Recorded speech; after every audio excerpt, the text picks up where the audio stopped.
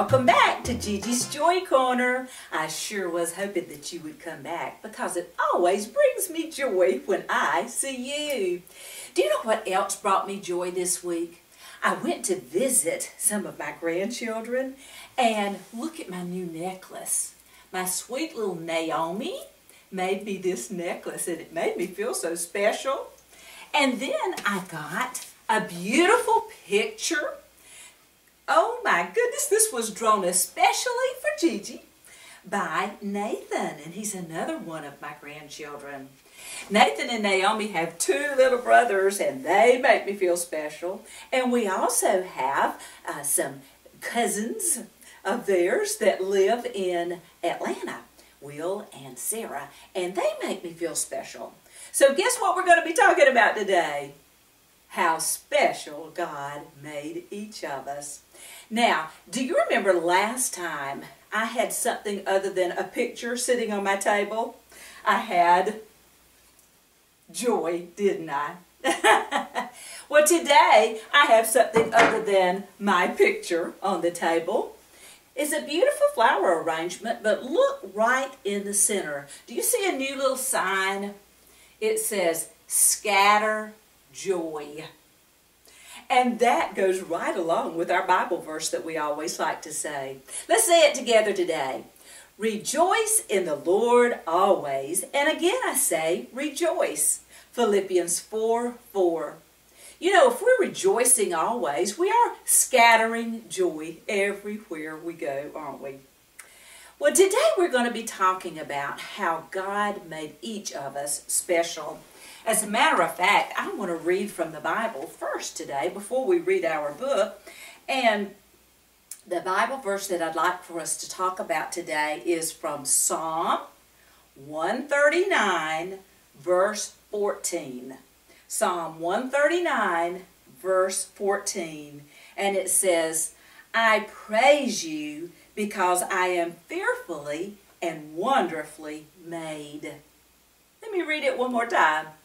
I praise you. We're talking to God when we're saying this. I praise you, God, because I am fearfully and wonderfully made. Do you like you? I sure hope so, because I like you, but God loves you. He loves you more than you can ever imagine, and He created you to be just like you. Nobody else is like you. You know, even twins or triplets are not exactly the same. And we'll talk more about that at another time. But today, I want us to read a story that I think you're going to enjoy. And again, it is by one of my favorite authors, Max Lucado. I've read you books by him before, haven't I? The title of this book is, If Only I Had a Green Nose. Is your nose green? Oh, I hope not. I like your nose just the way it is. But the name of this book gives a very good indication about what our story is going to be about. Max Lucado has written a lot of stories about a little village that is filled with wemmicks. And wemmicks are little wooden people that the master, Eli, handmade. And so when you hear the book talk about Eli, it will be talking about their maker. Who is our maker, by the way? God, He certainly is. And we might find ourselves acting a little bit like these wemmicks from time to time. So listen carefully and see if you can understand why these wemmicks need to be appreciative, be thankful that Eli made them just the way they are.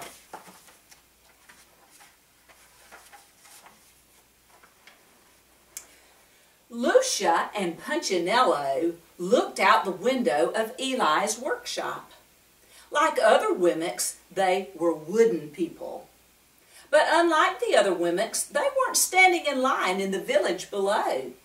Look at them all, Punchinello exclaimed. I don't understand it, Lucia wondered. Why would anyone want to paint his nose green? Because everybody else is doing it, Eli responded without looking up from his workbench. Punchinello didn't understand. What do you mean? Everyone wants to look like everyone else.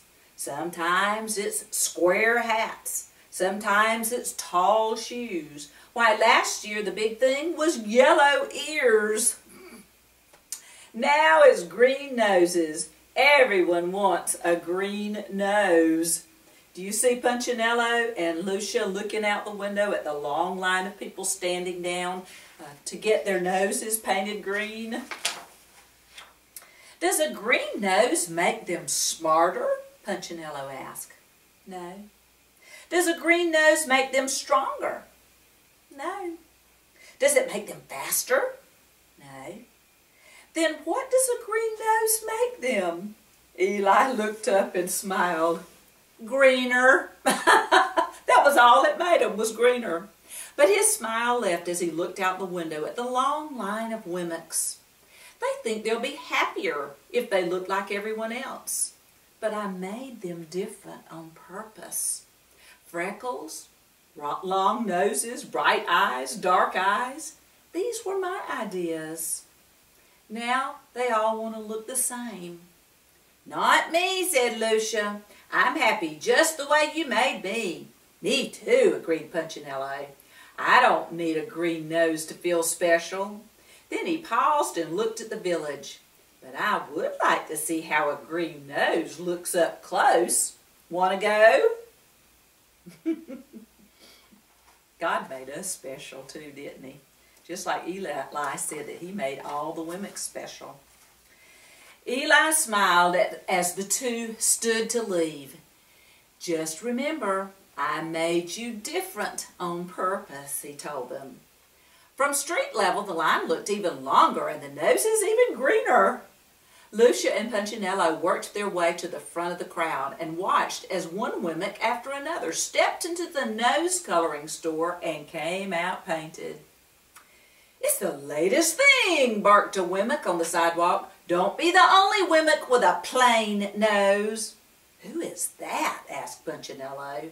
Lucia shrugged. I don't know. Why, that's Mr. Willie Withit, volunteered a Wemmick from behind them. That must be Willie Wemmick right there. No, Withit. Willie Withit is what his name is. Does he run the nose painting store? Asked Punchinello. More than that, the Wemmick explained. Painted noses were his idea. So were the square hats and the tall shoes and the yellow ears. New things are his thing. He decides what is with it. Isn't he the best?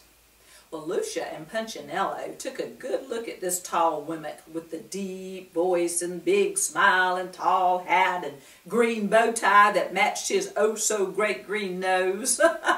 Both were thinking the same question, and Lucia asked it. Who made him the new thing picker? Well, the Wemmick looked puzzled, like he'd never been asked that question before. Well, I don't really know.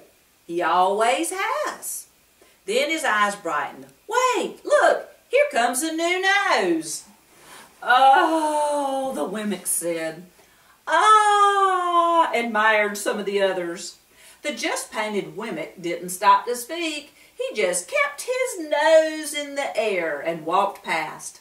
All the green-nosed Wemmicks did this. After all, how could your nose be seen if it wasn't in the air?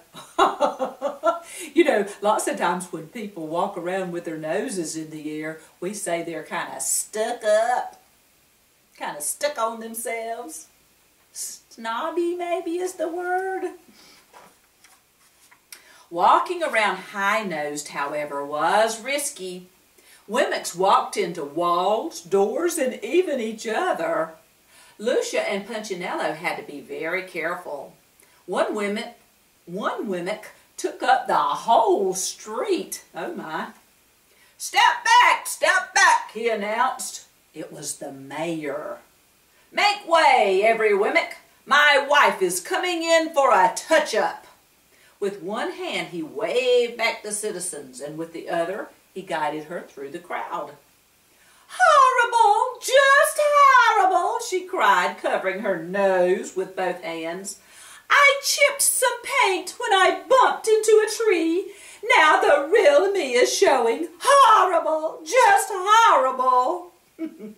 As the crowd passed, Lucia shook her head. "Such a fuss over a green nose?" "Yeah," said Punchinello. "You'll never catch me in the nose coloring store." Do you think Punchinello's right? Is he going to keep his nose just the way it is? Well, let's read on and see. "Oh, Punch, I was hoping you'd go." Punchinello recognized the voice immediately. "Twiggy?" He turned and looked at the wide-eyed, sweet-smiling Wemmick. His ears began to turn red. They always did when he saw her. He reached up and covered them. "Why don't you paint your nose, Punch? I painted mine. Everyone else is painting theirs. Besides, you look good in green." Twiggy reached up and touched the tip of his nose. "Yours is so cute." Uh-oh. With that, she turned and walked away. "Bye-bye," she waved. Punchinello moved one hand from his ear to his nose. He turned and looked at his reflection in a store window. Lucia had to grab his hand to get his attention. "Come on, Punchinello, let's go." As he walked past the store, he noticed Willie Whiffet examining his nose in a handheld mirror. Later at home, he did the same. "I never noticed before, but my nose sure looks pale." Uh-oh. Is he going to let Twiggy influence him to get his nose painted green? Is he becoming dissatisfied with who he is and how Eli created him? Kind of looks like it, doesn't it? The next morning, Punchinello walked down the street with his friends Splint and Woody. "Are you really thinking about it?" Woody asked. "Well, sort of," Punchinello answered. "They say that the paint stings your nose," Woody volunteered. "Yeah, and it stinks," Splint added. "The brush could get in your eyes," Woody continued. "And it only comes off with sandpaper," Splint nodded. "Shh!" Punchinello put a finger to his lips and pointed at a large crowd of green-nosed Wemmicks standing in the square. "Something's going on," he said. The mayor was standing on a platform, his wife, nose freshly painted, and Willie Whiffet were on either side of him. "Welcome, one and all, to the first meeting of the Nosy Wemmicks Club," he announced. "Your glistening green sets you apart as a Whiffet Wemmick." As if on cue, Wemmicks began stroking their noses. "You are classy. You are keen. You are awesome. You are green." Did you hear those rhyming words? Proud of his poetry, the mayor smiled, and the Wemmicks applauded. "We owe it all to Willie Whiffet," he announced over the noise, "the pioneer of the painted snout," and everyone applauded even louder. They were clapping their hands. "People love me because of you," one shouted. "I have more friends," cried another. "With a green nose, I am a better Wemmick," exclaimed a third. The mayor hung a medal around the neck of Willie Whiffet. "You have changed the face of Wemmicksville. We salute your brilliance. Without you, we'd all look like—" Well, the mayor paused, looking for the right word, and then he saw Punchinello and his friends. Pointing in their direction, he declared with a scornful laugh, "We'd all look like them!" Well, everyone else laughed too. Punchinello and his two friends lowered their heads and covered their noses. "Let's hear it for Willie Whiffet," shouted the mayor, "the Wemmick who discovered the cure for the common nose." Have you ever been made fun of? Me too. It's not very fun, is it?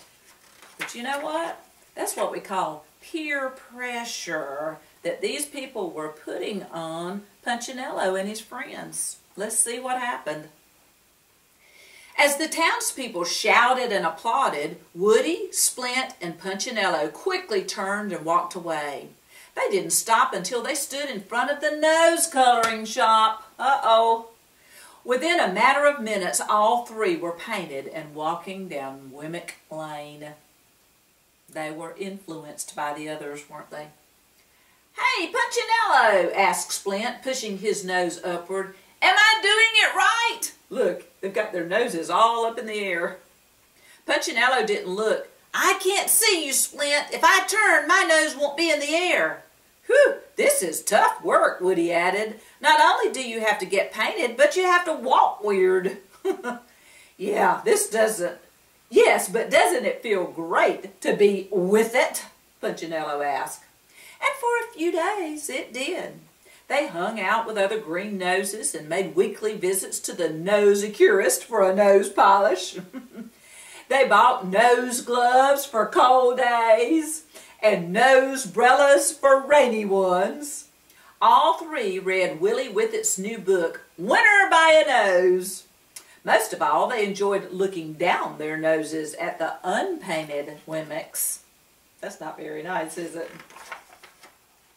One day, when they were feeling especially smug, Splint said to Punchinello, "I just can't imagine who wouldn't have a green nose." Punchinello agreed. "Anyone without a green nose is so..." "So what?" a voice interrupted. It was Lucia. Punchinello was embarrassed. "I haven't seen you in a while," he said. "You haven't seen anyone in a long time," she replied, "except yourself." He started to speak, but he didn't. He was bothered by what she said, and he was even more bothered by what he saw. He saw it the next morning as the three were walking into Wemmicksville. Standing on the other side of the road was a Wemmick with a red nose. Not green, but red. "He needs to get with it," they said to each other. But then they saw another Wemmick, also with a red nose. Then a third and a fourth. By the time they were in the village, they were surrounded by red-nosed Wemmicks. And those whose noses weren't red were in line to have them painted. Oh me, being green's not with it anymore. "Step right up," shouted Willie Whittet from the steps of his store. "Green noses are out and red noses are in." "But we just got our noses painted green," they told him. "No problem," he replied. "Our red will cover the green. Step right up and get in style." Well, the three friends looked at each other sadly. "We thought we were in style," Woody moaned. What could they do to stand in line? What could they do but stand in line and have their noses painted red? For a few days, they fitted in until one morning they saw a blue-nosed Wemmick. "Oh no," they said to each other, "not again." So they changed colors. But it was only a short time until blue noses were out and pink noses were in. Then pink was out and yellow was in. Then yellow was out and orange was in. Look at the long line waiting to get their nose painted so that they could be like everybody else. Soon Punchinello and his buddies had so many layers of paint on their noses that they couldn't remember what they really looked like. "This has to be the final color," they said the day that they walked out with orange noses. But once again, they were wrong. "I'm so tired of this," Woody moaned when he saw a purple painted Wemmick. "I wish my nose was common again." The three sat on a rock and hung their heads. "Me too," agreed Punchinello. "I should have listened to Eli." Eli was their maker, remember? "You think he could help us?" "Why don't you ask him?" Well, all three turned around at the familiar voice. "Lucia," they said. "He asks about you every day," she told them. "Is he mad?" Punchinello wondered. "Sad, but not mad." Eli, their maker, was sad because they were trying to be something other than what he created them to be. Punchinello looked up toward Eli's house on the hill. "He told me to tell you to come," Lucia spoke again. "Could I take my friends?" "Of course." "Would you go with me?" "Certainly." And so the four began the long walk up the hill to Eli's house. And when they reached the top of the hill, Eli stepped out of the workshop and began walking toward them. He met them in the yard. One by one, he examined their noses. "Been trying to fit in, eh?" Punchinello nodded. "Well, did you succeed?" "Not really. Every time we got close, someone changed the rules." "That's the way it is." "And my neck hurt from sticking my nose up in the air," Woody added. "You weren't built to walk that way," said Eli. "We just want to be ourselves again," Splint said. "I'm glad to hear that." "Can we?" they asked. "Of course you can," Eli replied. "I'll always help you be who I made you to be." Then he reached in his pocket and pulled out a piece of sandpaper.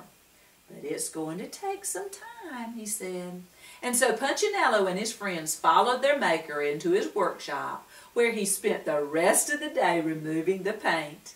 It hurt to be sanded, but it was worth it to be normal again. Did you enjoy that story?